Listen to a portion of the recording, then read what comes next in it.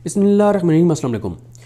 12 दिसंबर है और दिन है जुमे का। मौजूदा हुकूमत जो बज़ाहिर बड़ी मजबूत नज़र आ रही है, लेकिन इसकी बुनियादें हिल रही हैं और कुछ चीज़ें मैं आज की सिर्फ खबरें आपके सामने ऐसी रखूँगा जिससे एक तो आवाम के लिए भी परेशान कुन सूरत हाल है कि आगे आवाम के लिए बहुत ही मुश्किल मुआशी हालात आ रहे हैं। महंगाई का एक तूफ़ान आ रहा है। किसान भी तैयार हो जाए, जो पहले से किसान जिसकी कमर टूट चुकी है, जो तबाह हो चुका है, जो बर्बाद हो चुका है, उस किसान के लिए भी अच्छी खबरें नहीं हैं। और मैं आपको बताऊं कि ये हुकूमत जो मर्जी दावे करे, लेकिन अब ये अपने बोझ से ही गिरने की तरफ एक बार फिर जा रहे हैं। मिनी बजट आने के इम्कान जाहिर कर दिए गए हैं, नए टैक्सेस लगने जा रहे हैं, सूरत हाल को ठीक नहीं है। और PTI ने भी ये, और ख़ास तौर पर तहरीक तहफ़्फ़ुज़ पाकिस्तान ने भी अब यही प्लान किया है कि इनकी जो मुआशी तबाही है इसको भी हम हाईलाइट करें। और मेरी इत्तला ये है कि तहरीक तहफ़्फ़ुज़ पाकिस्तान जो है वो PTI के सोशल मीडिया के साथ भी वो एक मीटिंग करेंगे और उनको ये बताएंगे कि हम जहाँ पे जिन महाजों पे लड़ रहे हैं वो लड़ाई हम जारी रखेंगे, लेकिन साथ हुकूमत की करप्शन और लूटमार और इनके जो स्कैंडल्स हैं उनको हाईलाइट करना इसलिए ज़रूरी है ताकि इनका अंदर का जो खोखलापन है उसको जाहिर किया जा सके और एक दबाव बढ़ाया जा सके और अवामी इश्यूज़ को भी भरपूर हाईलाइट किया जा सके। तो अब मैं आपको एक अर्ज़ करूँ कि इस वक्त एक हड़ताल भी ट्रांसपोर्टर्स की चल रही है, जिसकी वजह से जो सूरत हाल है वो मैं आपके सामने रखूंगा। फिर 20-21 दिसंबर को एक कौमी कॉन्फ्रेंस होने जा रही है, उसकी तैयारियां शुरू हो चुकी हैं और ऑल पाकिस्तान ट्रांसपोर्टर्स एसोसिएशन जो है वो 19 दिसंबर को हड़ताल करने जा रहे हैं मुल्क गिर। इस वक्त भी एहतजाज चल रहा है, जिसकी वजह से बड़ा एक क्राइसिस पैदा हो गया है जो हाईलाइट नहीं हो रहा। और मैं इस वीडियो में आपके सामने वो चीज़ें रखूंगा जिससे आपको थोड़ा सा अंदाज़ा होगा कि चीज़ें इस वक्त प्रैक्टिकल हैं क्या और वाकई हुकूमत के लिए अंदरूनी तौर पर चीज़ें ख़राब हो रही हैं। ये मीडिया पर आके बड़े बड़े दावे करते हैं, लेकिन अंदर बंद कमरों में इनको खुद ये एहसास हो रहा है कि चीज़ें इनके लिए ठीक नहीं है और कोई चीज़ भी खुदा न खास्ता ट्रिगर हो सकती है और अगर ट्रिगर हो गई तो इनके लिए मामलात जो हैं वो हाथ से निकल जाएंगे। मैं जिस तरह से अर्ज़ किया ना कि सारी की सारी चीज़ें मैं अभी आपके सामने रखता हूँ कि इस वक्त इंटरनली क्या है, लेकिन पहले एक मुख्तसर बात कर लेते हैं कि जो तहरीक इंसाफ की एक पॉलिटिकल कमेटी तश्कील दिया है। सेकंड लास्ट मेरी वीडियो में मैंने आपको बताया था कि सलमान अकरम राजा साहब सियासी कमेटी की तश्कील नहीं करे। अब वो सियासी कमेटी की तश्कील हो गई है, लेकिन तहरीक इंसाफ के कुछ जो वर्कर्स हैं, जो उनके अहदेदारान हैं, वो कुछ सवालात भी उठा रहे हैं। लेकिन ज़ाहिर ये तहरीक इंसाफ का एक इंटरनल मामला है, इस पर मैं ज़्यादा बात नहीं करूँगा। लेकिन ये बता देता हूँ कि वो जो नाम तो आप सुन चुके होंगे कि जिन जिन को उस कमेटी में रखा गया, मैं चलें आपको जल्दी जल्दी नाम बता देता हूँ और ये भी बता देता हूँ कि किन के नाम ना होने पर जो है वो एतराज़ किया जा रहा है। जो नाम इसमें जिनको सियासी कमेटी में शामिल किया गया है वो बैरिस्टर गौर साहब हैं, सलमान अकरम राजा साहब हैं, फिरदौस शमीम नकवी साहब, शेख वकास अकरम, सुहेल खान आफरीदी साहब, अलामा राजा नासिर अब्बास साहब, महमूद खान चकजई साहब, उमर अयूब साहब, शिबली फराज साहब, मोइन कुरैशी साहब, मलिक अहमद खान बच्चर साहब, सजाद बरकी साहब, आलिया हमजा साहिबा, जुनेद अकबर साहब, हलीम आदिल शेख साहब, दाऊद काकर साहब, खालिद खुर्शीद साहब, सरदार कयूम नियाजी साहब, असद कैसर साहब, आसिम आमिर डोगर साहब और फौजिया अरशा साहिबा सेंटर जो हैं, कमल शोजब साहिबा, लाल चंद मली साहब। अच्छा, जो तनकीद हो रही है कि कौन कौन इसमें नहीं है और उनको जो PTI के वर्कर्स कह रहे हैं, कुछ अकाउंट से ये बात हो रही है कि इनको शामिल किया जाना चाहिए। उनमें मुराद सईद साहब, कासिम खान सूरी साहब, मुनिस इलाही साहब, अमजद नियाजी साहब जो PTI सोशल मीडिया के हेड हैं, जिब्रान नासिर साहब, एहसान तूर जो यूथ के सदर हैं, अमजद खान जो ISF के सदर हैं, अजहर मिशवानी किसी तारुफ के मोहताज नहीं है ये, और शहबाज गिल साहब। इनके हवाले से आ रहा है कि इनको भी इस सियासी कमेटी में जो है वो ऐड किया जाए। बहरहाल जिस तरह से मैंने आपको अर्ज़ किया कि ये तहरीक इंसाफ का एक अंदरूनी मामला है, लेकिन मैंने ये चीज़ें आपके सामने रख दी हैं। अब आए इस चीज़ के ऊपर, ये बड़ा दावा करते हैं कि हमने मुईशत को बड़ा संभाल लिया है, हमने क्या बात है क्या कर दिया। गो के ये भी कह रहे हैं कि जी ट्विटर पर दोबारा बंद कर देंगे। बात यह है कि आप ट्विटर बंद कर दें, कोई मसला नहीं है। ट्विटर टोटल 45 लाख लोग पाकिस्तान में इस्तेमाल करते हैं और पाकिस्तान आबादी कितनी है, 25 करोड़। 45 लाख लोग सिर्फ ट्विटर इस्तेमाल करते हैं। लेकिन मैं आपको एक चीज़ बारहा अर्ज करता होता हूँ कि जो भी पाकिस्तान के अंदर, पाकिस्तान के किसी भी हिस्से में रहने वाला जो शहरी है, उसका बिजली का बिल भी आता है, गैस का बिल भी आता है, वो अपना घर का किराया भी देता है। अगर उसके बच्चे स्कूल जाते हैं, कोई ट्रांसपोर्टेशन होती है तो उसके वो पैसे देता है, बच्चों की स्कूल की फ़ीस भी देता है। वो अगर घर में कोई खुदा न खास्ता बीमार हो, मेडिसिन भी लेता है। अल्लाह ना करे ऐसी नौबत आए कि हॉस्पिटल जाना पड़े, वो इलाज का भी उसे पता है कि क्या सूरत हाल है इस वक्त, पैसे कितने खर्च होते हैं। और बहुत सारी ऐसी चीज़ें जो अगर कोई काम पड़ जाए, सरकारी महकमे में भी जाता है, अगर कोई थाने जाना पड़े तो उसको वो भी पता है, अदालत जाना पड़े उसको वो भी पता है। ये 10-11 ऐसी चीज़ें हैं जिससे हर पाकिस्तानी हर माह, इनमें से 10-11 में से तो 6-7 तो ऐसी हैं जिससे हर पाकिस्तानी गुजरता ही गुजरता है। ट्विटर चले ना चले उसको पता है कि ग्राउंड रियलिटी पाकिस्तान में महंगाई के हवाले से तबाही और बर्बादी क्या है, रोजगार की सूरत हाल क्या है। तो इसलिए चाहे आप ट्विटर बंद कर दें, लेकिन लोगों के हालात, लोग पहले ही नाक तक हुए पड़े हैं। हालात ये हैं कि लोगों के सफ़ेद पोशी के भरम टूट गए हैं, देने वाले हाथ लेने वाले हो गए हैं। लोग बच्चों को सरकारी स्कूलों में दाखिल करवा रहे हैं, प्राइवेट स्कूलों से निकलवा रहे हैं, लोग अपना इलाज नहीं करवा पा रहे। बहुत ही तकलीफदेह सूरत हाल है, बहुत ही तकलीफदेह सूरत हाल है। और लोगों के वो जो एक भरम थे वो टूट गए हैं। गरीब से गरीब तर हो गया, मिडिल क्लास तो खत्म हो गया। मिडिल क्लास इस वक्त नहीं है पाकिस्तान में। इस वक्त या अमीर से अमीर तर है या गरीब से गरीब तर है। जो मिडिल क्लास है, सफेद पोश है, उसका भरम खत्म हो गया। अब वो खते गुर्बत से नीचे आ गया है। बेरोजगारी तारीख की बुलंदतरीन सतह पर, अनसर्टेनिटी तारीख की बुलंदतरीन सतह पर, हर दूसरा पाकिस्तानी पाकिस्तान छोड़ के जाना चाहता है। गुर्बत पाकिस्तान की तारीख की बुलंदतरीन सतह पर, महंगाई पहले ही आपके सामने है, ताजरों के हालात आपके सामने है, तनख्वाहदार तबके के हालात आपके सामने है, इंडस्ट्रियलिस्ट की सूरत हाल आपके सामने है। 100 से ज्यादा मिलें, कल उन्होंने बताया टेक्सटाइल मिलें बंद हो गई हैं मोहम्मद जुबैर साहब ने, और रोजाना 1 से 2 फैक्ट्री और मिलें बंद हो रही हैं। रोजगार के मौके हैं नहीं, बेरोजगारी और फिर गैर मुल्की सरमायाकारी 51 साल की कम तरीन सतह पर। ये तो पहले हालात हैं, आगे क्या होने जा रहा है आप जरा सुनिए। और इससे मैं आपको बता रहा हूं कि ये हुकूमत अपने बोझ से गिरेगी और हर सूरत में गिरेगी। इनके पास कोई प्लान नहीं है, इनकी कोई तैयारी नहीं है। अब जी क्या होने जा रहा है और क्या हो रहा है।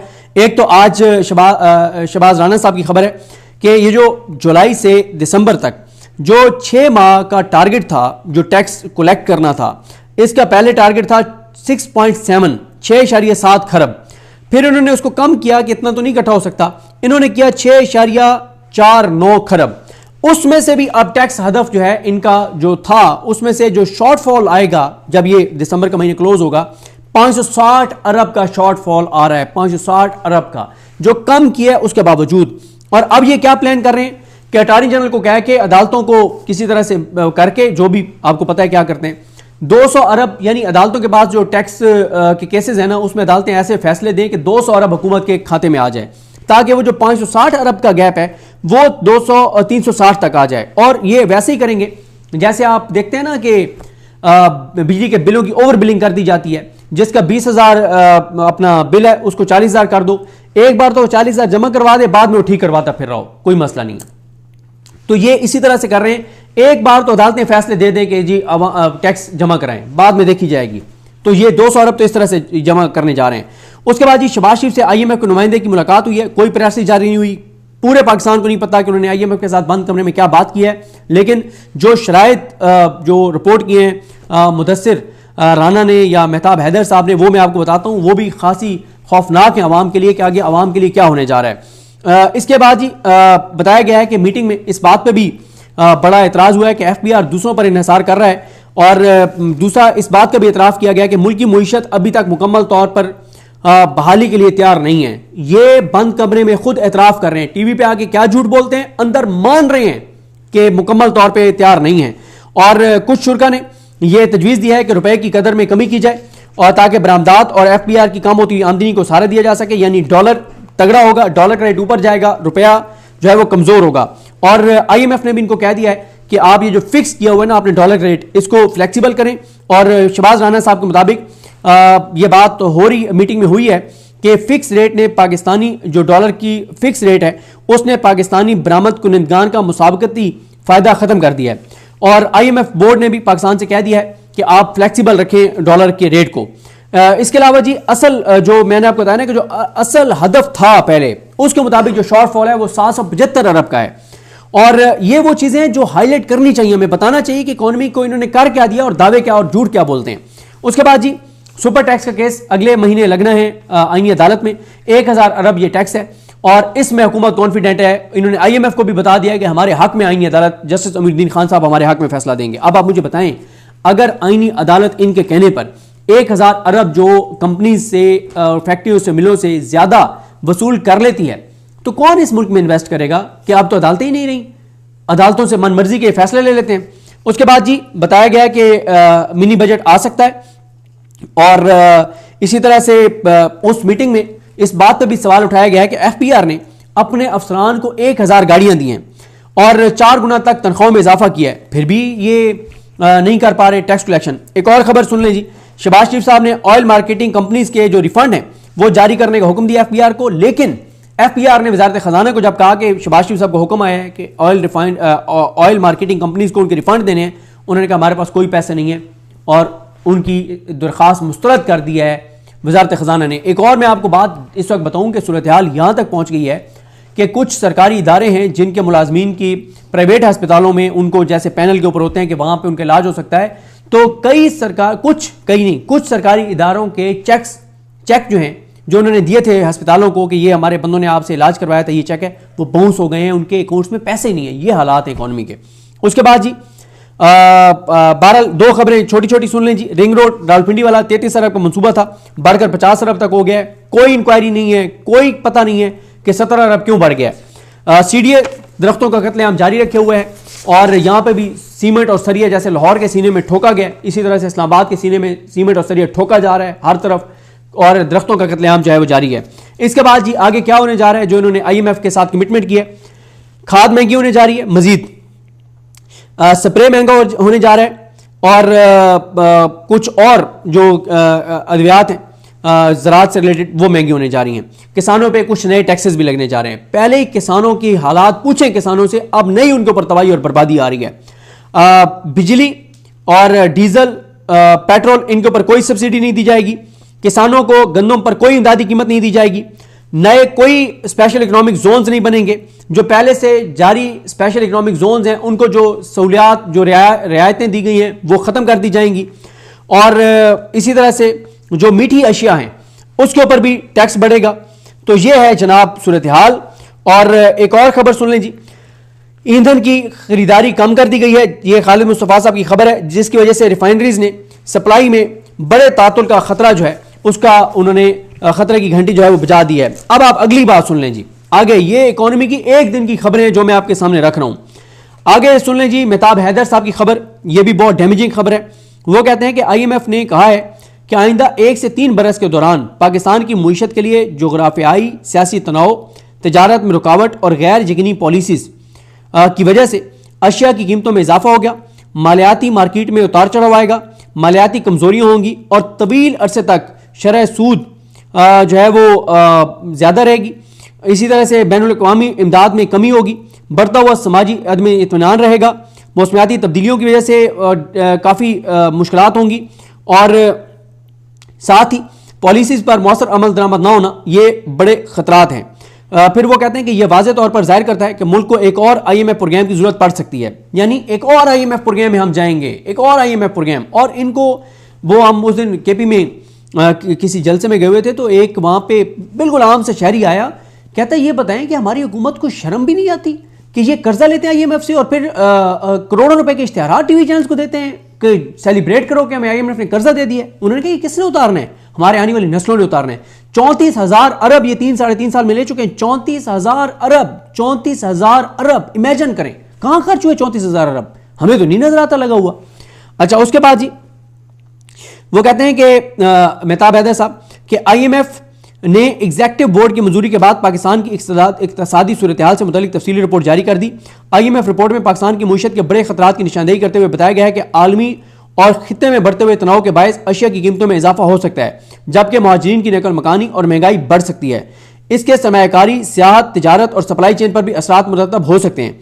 अगरचे यह मुख्तसर मुद्दती खतरा है, तजारती रुकावटों और गैर यकीनी पॉलिसी से तजारत, सरमायाकारी और ग्रोथ मुतासर हो सकती है। जियो पोलिटिकल सूरत हाल से तलब और रसद पर मनफी असरात पड़ सकते हैं।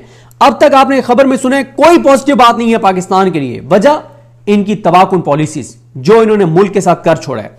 आगे सुने जी, फिर वो कहते हैं कि तलब और रसद पर मनफी असरात पड़ सकते हैं, जिससे तेल की कीमतों समेत दीगर अशिया की कीमतों में इजाफा मुतवक्किल है, जिससे माली दबाव, समाजी अदम इत्मीनान और मैक्रो इकनॉमिक अदम इस्तेकाम का खतरा है। मालियाती मार्केट में उतार चढ़ाव से करेंसी की कदर पर फर्क पड़ सकता है, जबकि सरमाए के भाव में कमी आ सकती है। रिपोर्ट में खतरात की निशानदेही करते हुए कहा गया कि मालियाती कमजोरियों और तवील अरसे तक ज्यादा शरह सूद से हुकूमती कर्जा बढ़ सकता है, इससे शरह सूद पर दबाव आएगा। गैर मुल्की इमदाद और खासतौर पर तरक्याती इमदाद में कमी तरक्की पजीर ममालिक के लिए एक बड़ा खतरा है। बढ़ता हुआ समाजी अदम इत्मीनान लागत में इजाफे का बायस बन सकता है, जबकि मौसमियाती तब्दीली से कुदरती आफात आने का खतरा है, जिससे खुराक का अदम तहफ़्फ़ुज़ सप्लाई चेन मुतासर हो सकती है। हुकूमत पर बाज़ तबकों की जानिब से मराहत और इस्तिस्नात देने का दबाव, सियासी मुदाखलत से बुनियादी इस्लाहात में रुकावट, पॉलिसीज पर अमल दरामद में बड़ी रुकावट है। रिपोर्ट के मुताबिक जून 2025 तक पाकिस्तान का मजमूई कर्जा 307 अरब 40 करोड़ डॉलर पर पहुंच गया है, जो कि जीडीपी का 76.7% है। इसमें बैरूनी कर्जा 106 अरब 96 करोड़ डॉलर और अंदरूनी कर्जा 200 अरब 50 करोड़ डॉलर है, जबकि पाकिस्तान का रवा माली साल तक कर्जों पर सूद 88 अरब 98 करोड़ डॉलर है, जिसमें से 14 अरब 82 करोड़ डॉलर सूद बैरूनी कर्जों पर है, जबकि अंदरूनी कर्जों पर सूद 74 अरब 16 करोड़ डॉलर है। रिपोर्ट में हुकूमत से पॉलिसीज पर मौसर अमल दरामद, करेंसी की कीमत को मार्केट के मुताबिक तयन, मुसाबकत की हमायत, तवानाई की कीमतों में इजाफा, तवानाई सेक्टर में इस्लाहात, समाजी इमदाद की फराहमी में इजाफा, बैरूनी मुआशी झटकों के बावजूद मालियाती इस्तेहकाम का बरकरार रखना, दरमियानी मुद्दत के कर्जे की हिकमत अमली अपनाने की सिफारिश की गई है।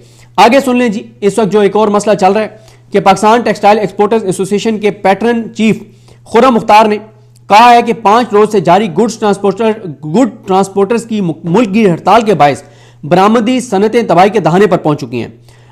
इनबाउंड और आउटबाउंड लॉजिस्टिक्स की मुकम्मल मअतली के बायस हजारों कंटेनर्स रास्ते में फंसे हुए हैं और तमाम बड़ी इमदादी सनतों में सप्लाई चेन शदीद मुतासर हुई है। शाहराहों और बंदरगाहों पर फंसे बरामदी सामान पर भारी जो है वो डैमेजेस, चार्जेस और बड़े पैमाने पर बैनुल अक़वामी ऑर्डर की मनसूखी का खतरा है। यह खलल एक काबिल एतमाद आलमी सोर्सिंग पार्टनर के तौर पर पाकिस्तान की साख को संगीन नुकसान पहुंचा रहा है। इसके बाद 19 को मुल्कगीर हड़ताल का ऐलान कर दिया है।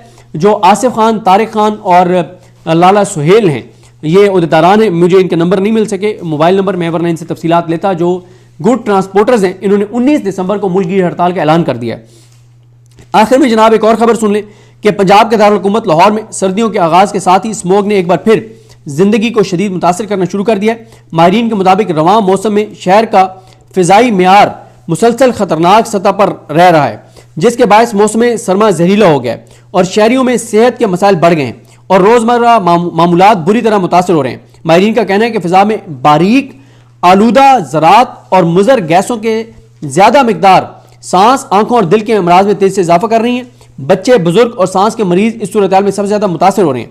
तो ये इनकी जनाब कारकर्दगी है।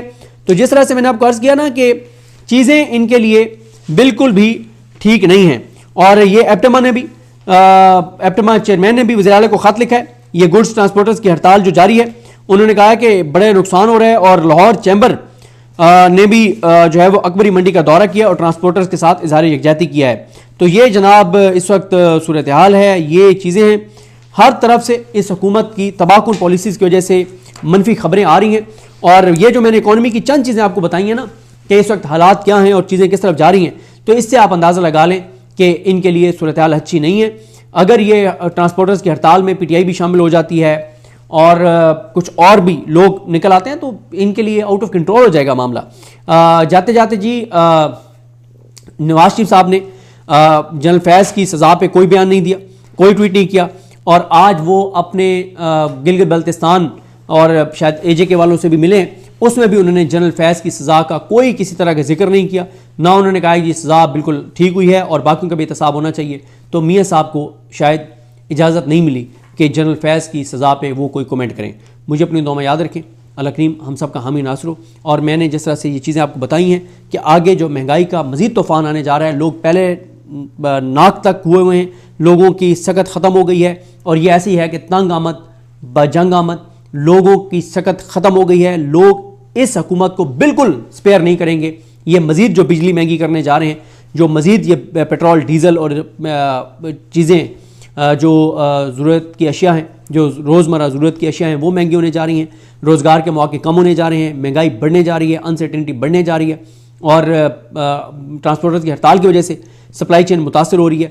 इन सारी चीज़ों से इस हुकूमत के लिए हालात को अच्छे नहीं हैं और इनके लिए बड़े ख़तरनाक मैं तो आने वाले दिन देख रहा हूँ। बाकी देखें क्या होता है। मुझे अपनी दुआ में याद रखें। अल्लाह करीम हम सबका हामी नासर हो। अल्लाह हाफ़िज़।